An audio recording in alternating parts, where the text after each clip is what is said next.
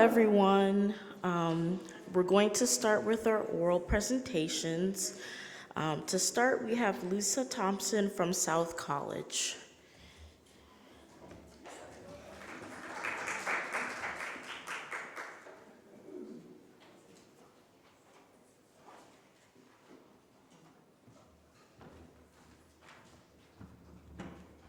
It's still morning, isn't it? Good morning. How y'all doing?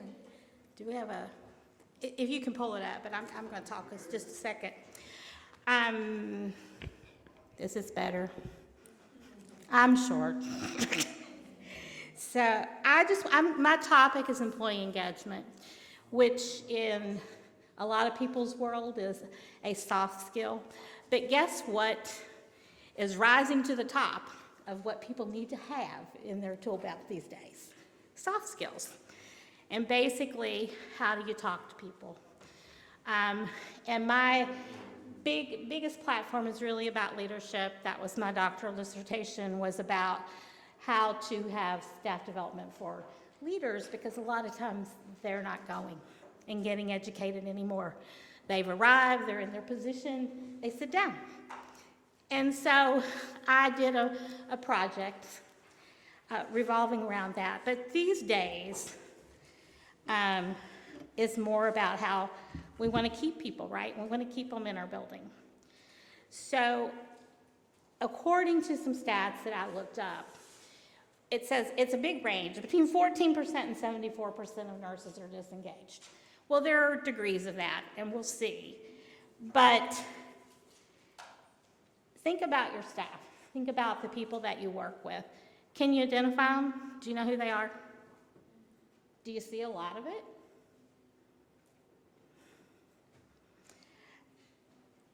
Where do you think the biggest disconnect is? Who has it the most? Who's your biggest percentage of your group? Can you think about a group of nurses that might be in that group? It's okay to talk. I'll talk back, promise. Who's disengaged in your organization? Younger, older? Older? Okay. I don't know, I think I fit in the middle now. Well, I'm in that old group, okay, because I've done this for 43 years. So I am semi-retired. I go back to work to keep my brain engaged, but I don't do it all the time. And so I do leadership management contracts. That's kind of where I spend my time. But it is the younger people that are more disengaged, according to these numbers anyway. The millennial group is at 17%. So that's kind of scary, because that's the people that are following us, right? And then of that group, the highest risk is your night shift people. It's interesting to me, when I first started, night shift was like, everybody had to start on nights because that's where all the vacancies were. I don't know what y'all are seeing, but right now where I'm doing my contract, it's day shifts. It's hard to staff. So I find that to be very, very interesting. And then there's 3 places that cause the most disengagement. What is one of the major problems that you think of that might cause people to be disengaged? You go to work every day, and what are you missing? People? Are they coming to work? No, they're not. So staffing shortages is one of the biggest disengagers for people. And the other is workload. So what happens when people don't come to work? Do we get every shift filled that we need to have filled? No. And then the last one is really where I'm focusing, is they feel a lack of support. Nobody cares about me. Nobody knows what's happening to me, that kind of stuff. Okay, I'm going to start now, guys. For one thing I want to do, though, I want to tell you a story. And it actually is based in truth, and it's the building that I just walked into a month ago. But I'm going to make a fairy tale out of it and say that in a land not so far away of nursing, we have two young women who were serving as maidservants, got promoted to ladies in waiting, let's say. And they were in the position for about 2 years. And during that time, there was an evil warlord who came in and decided that they weren't making enough money in his castle. So they cut positions. Not all in the nursing, across the board, but some of them were nursing. And so as people left because of disengagement, you had these ladies in waiting that were then having to go and do the servant job as well as their job.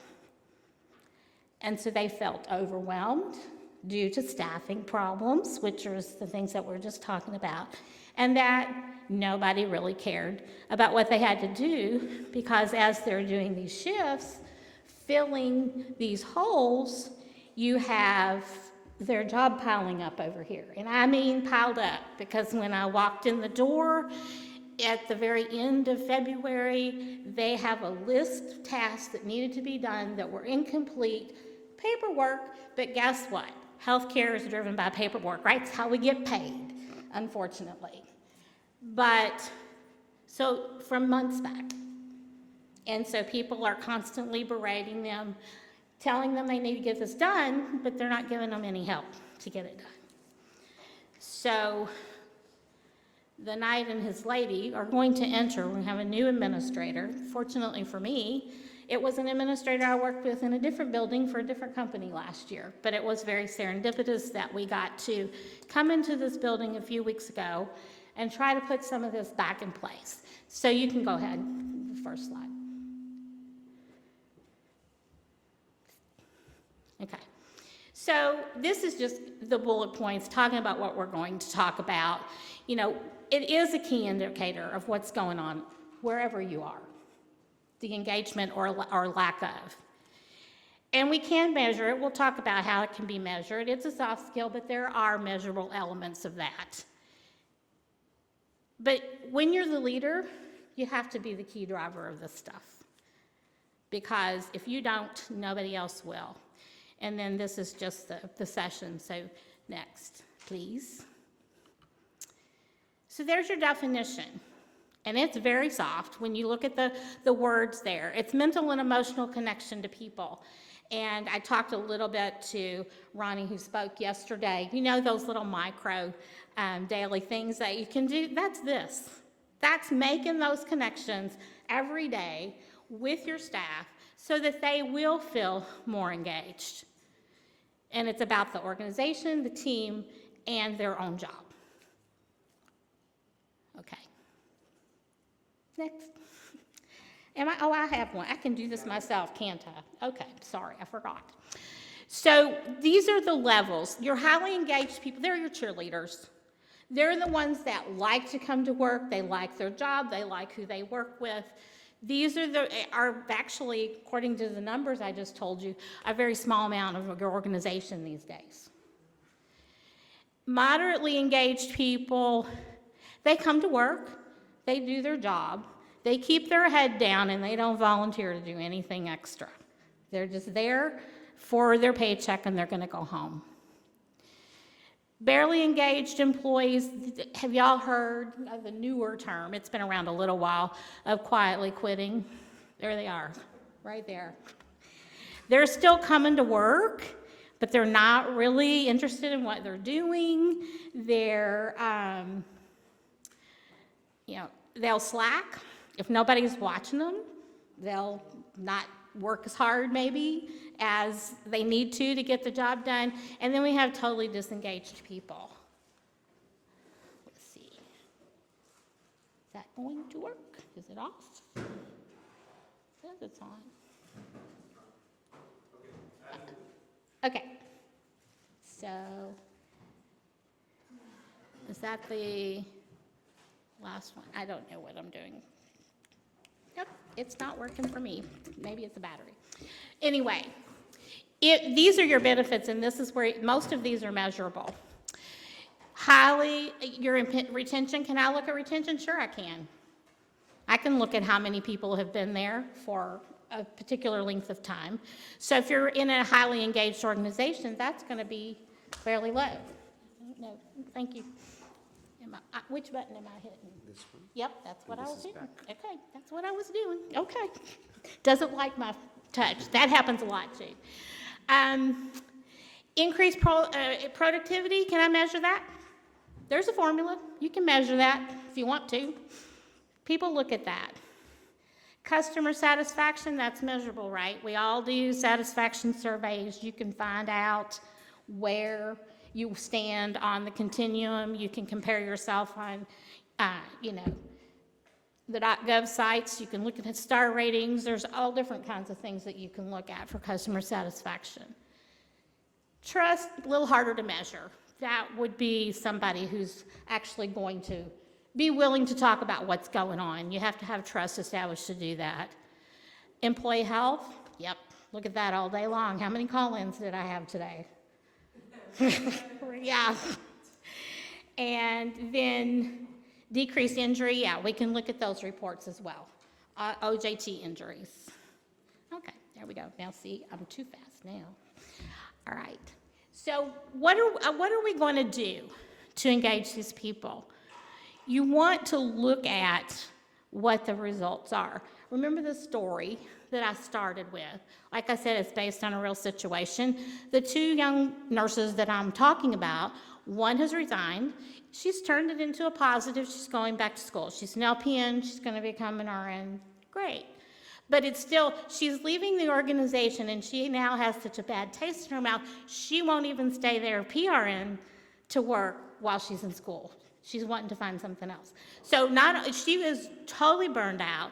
She's one of those people at the very bottom of that scale we talked about who doesn't want to work for that company anymore, even if it's at a different job. And then the other young woman has stepped down. She's going back to the floor. She's going to do patient care so that she can get out of this role that she's burned out in. So she is more that third bullet, quiet quitter, that kind of thing. But when you look at the list, they really did not feel support. You've got somebody who came in, changed the whole environment, didn't purport to care or show by their actions that they cared about what was going on. They didn't get corporate support. There was a whole lot of stuff going on there. So, from a human being standpoint, you can kind of see why they feel the way they do, and you might have been one of those people as well. Now, one of the things that I've done since I came in, because what was happening was staff were leaving, and nursing staff was leaving too. Well, those are replaceable positions, but nobody was interviewing anybody. I hired 5 people in 2 weeks. That's not hard. There were people out there that were looking for jobs, but nobody was taking the time to say, slow down a minute. We got to have people to be able to do what we're doing. And so that's one of the things, that are kind of immediately they can start to establish a trust. Oh, here's somebody that's going to do something. Now, I'm interim. That's the other thing. They had like 5 interim CNOs in the last few months. So that doesn't help establish very much trust either. But I always do open-ended contracts as much as I can to say, I'll stay till you find somebody, because that's what I don't want to happen. I don't want all that turnover. I want people to be able to settle down, count on somebody who's going to be there until the person gets hired that's going to be there on a full-time basis. So those are the things so I'm going to build that trust. I talk to people in the hall. I say good morning. I don't pass them up. I answer a call light. If I walk past a room and something's going on, I go in there and say, hey, what can I do for you? It's not usually very much, it's a light. It's a blanket. It's a drink. If they need more help than that, then I'll find somebody that'll give it to you. But I'm still showing the staff, and that's modeling behaviors. This is what I expect. I'm going to do it. We're all going to do it. We'll get through it. I told them the other day that when the corporate people did come in, She asked me how my weekend was, and I said, well, I told you, I've been there a month, so 4 weekends, right? The whole time I was there, and I had a day off. That Sunday before I left on Monday, I took off. Yes, so I could so I could go home and come and do this. But those are the kinds of things people weren't doing. I didn't go 8 hours every weekend, but I did go in to check on them, to see what it's doing. I go in at different times, different shifts, that kind of stuff, so that they know there's somebody there, there's somebody real, and that they can reach out and touch. The vision right now, what I'm communicating to them is just how to create a team. What are we going to do to try to bring all of this together? I asked them questions. I asked a couple of them at the nurses station last week. I said, okay, so when you're here and you're working, because there's usually a couple of nurses at a time. This is a long-term care facility. I didn't say that. But so it's very small. It's only 45-bed facility, so a couple of nurses at a time is usually what's working, plus the CNAs that are helping. So I talked to the nurses and I said, so and the CNAs, they were there, how is it with your teamwork? I said, do you feel like when you come to work, people are working together, that you're helping? The answer I got, after being there at least 3 weeks, was sort of promising. She said, sometimes. It's better than never. So we'll start with that and we'll move forward.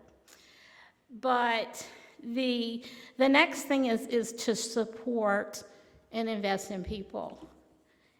And the one thing that I can say is that the administrator that I'm working with, he's like my son. He's the same age as my son. So I feel like I have another child that I've adopted. But we worked together for 6 months last year, and we'll work together for a few months this year. So I do know his behaviors, and I do know that I can promise them he too will do those things that I've been doing. They'll see him, he'll be there, and he will be able to turn it around because he's done it before.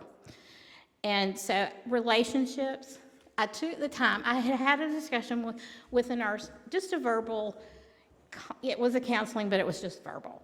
But it was more about attitude and what a prudent nurse would do. They're struggling with some survey issues. We have, for whatever reason, over-the-counter drugs, keeping them enough in stock is a problem. I've gone to the drugstore since I've been there and bought some and brought them back. But she had documented that it wasn't available, which is okay, but what you have to say is what you did about that. And the other thing you have to do is say, how did you try to remedy that situation? You can't just say it's not here.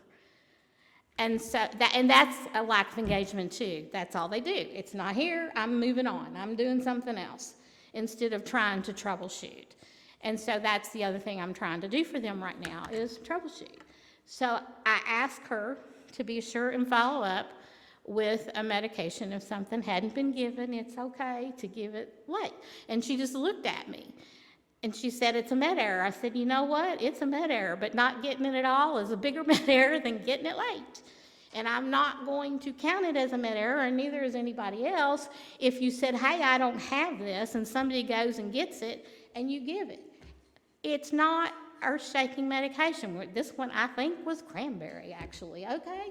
So it's not going to change a vital sign if I don't get it right now. But my point later to her, after we'd had that counseling the next day, I went to her and I said, it's not my intent to come in here and beat up on people. My intent is to try to show us where we are and what a prudent nurse would do. So in my opinion, a prudent nurse would say, hey, I don't have this, could you go give it? It's only given once in 24 hours. It doesn't matter what time of day you give a cranberry pill.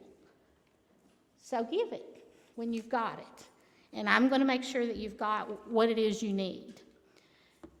So building those relationships again, that's trust, that helps with trust, making sure that you communicate that you care about them, that you're looking after them, and then helping with organizational priorities, which of course right now are survey issues. That's there for anybody to look at, but this is how to say something better.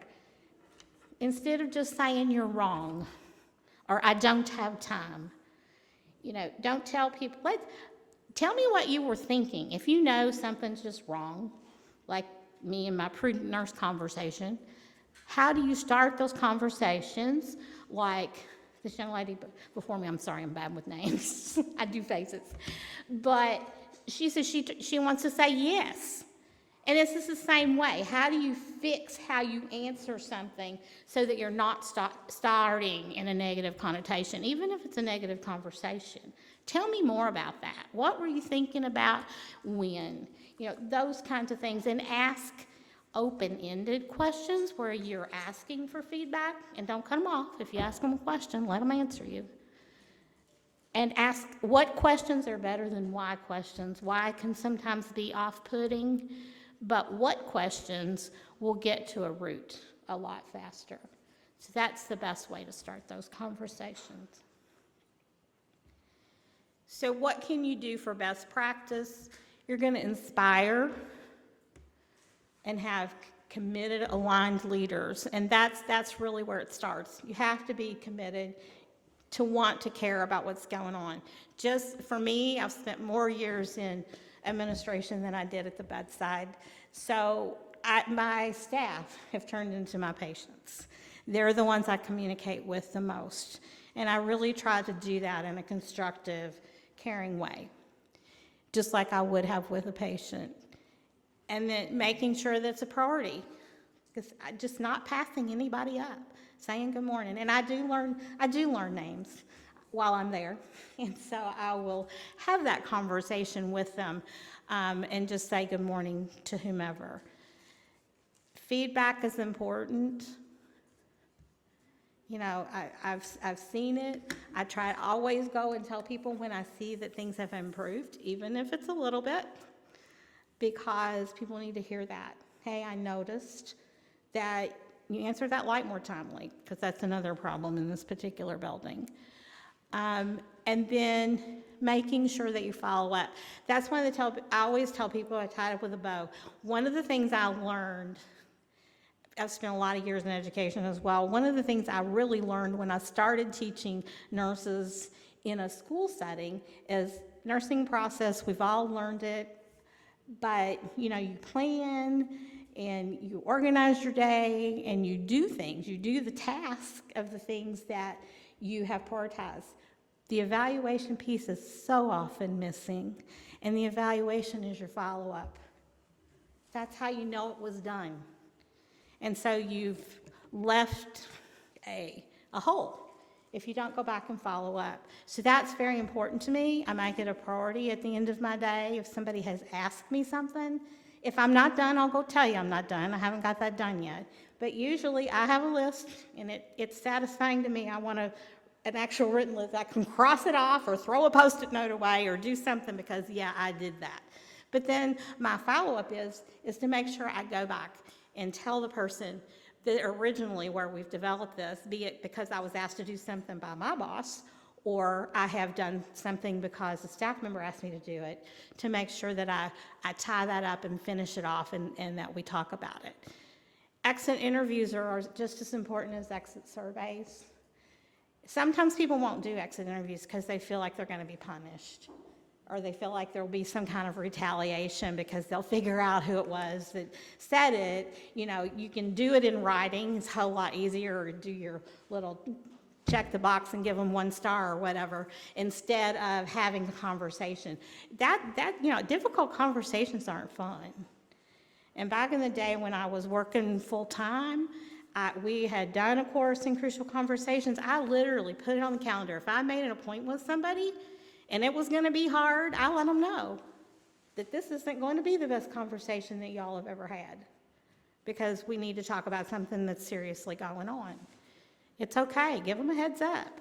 Because I've also had people in positions where I go, one little girl once, I'm trying to catch up on a stack of evaluations that hadn't been done in months. So I'm calling them all to the office and I'm getting it done. And she peeked her head in the door and she said, "What did I do wrong?" I said, "Nothing." I said, "We're doing an evaluation and I thought you might want to do that in a private setting." So they're afraid to go to the office. So make sure that you're engaging people so that they don't think every time you want to have a conversation that it's going to be a negative conversation. They can be fun.